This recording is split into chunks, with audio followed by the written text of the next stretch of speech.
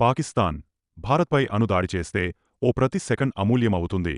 భారతదేశం యొక్క ఉన్నత శాటిలైట్లు, డ్రోన్లు మరియు టెక్నికల్ సర్వైలెన్స్ వ్యవస్థలు ప్రత్యర్థి ప్రతి కదలికపై నిఘా ఉంచుతాయి. పాకిస్తాన్ క్షిపణిని ప్రయోగించగానే భారత శాటిలైట్లు వెంటనే అలర్ట్ పంపిస్తాయి. భారత శాస్త్రవేత్తలు మరియు సైన్యం వెంటనే two stage defence system, ballistic క్షిపణి రక్షణ వ్యవస్థను యాక్టివేట్ చేస్తారు. ఈ రక్షణ వ్యవస్థలో మొదటి ఇంటర్సెప్టర్ ఆథే డిఫెన్స్ సిస్టమ్ ద్వారా శత్రువు క్షిపణిని 50 నుంచి 80 కిలోమీటర్ల ఎత్తులోనే ధ్వంసం చేస్తారు. ఒకవేళ అది విఫలమైనా అడ్వాన్స్డ్ డిఫెన్స్ సిస్టమ్ క్షిపణిని 15 నుంచి 30 కిలోమీటర్ల ఎత్తులో ఛేదిస్తుంది.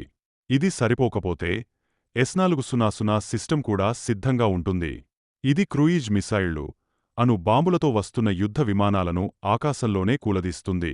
ఒకవేళ శత్రువు దాడి విజయవంతమైతే భారత్ కూడా సమాధానంగా అగ్ని, బాలిస్టిక్ మిసైల్ మరియు K-1 సబ్మెరిన్ లాంచ్ సిస్టమ్స్ ద్వారా తీవ్రంగా ప్రతిస్పందిస్తుంది. ఈ మొత్తం ప్రక్రియకు నేషనల్ కమాండ్ అథారిటీ చట్టబద్ధ నియంత్రణ కలిగి ఉంటుంది. తుది నిర్ణయం ప్రధానమంత్రి చేతుల్లో ఉంటుంది. భారత్ ఎప్పుడూ ముందు దాడి చేయదు, కాని చేసిన దాడికి ఇచ్చే సమాధానం చరిత్రలో చివరి అధ్యాయంగా మిగిలిపోతుంది. భారతమాతకి జై జై జవాన్, జై హింద్.